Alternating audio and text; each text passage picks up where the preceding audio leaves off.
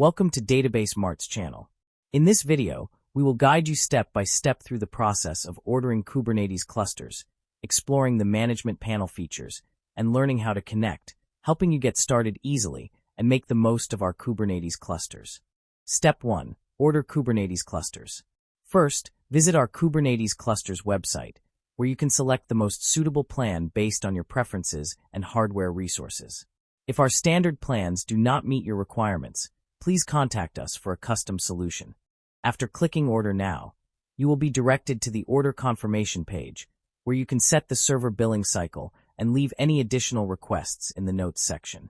Finally, click Checkout to confirm your order and submit the payment. Step 2. Kubernetes Clusters Management. After the Kubernetes clusters has been successfully deployed, you can manage it through the control panel.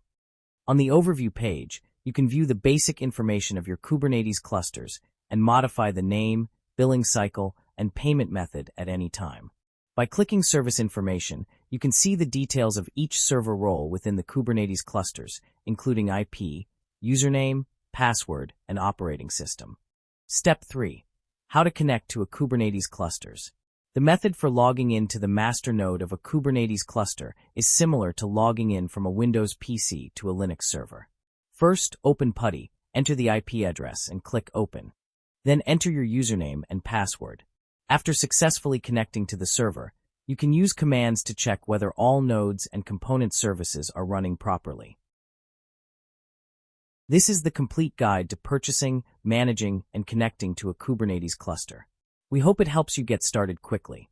If you have any questions, our online support team is always ready to assist you.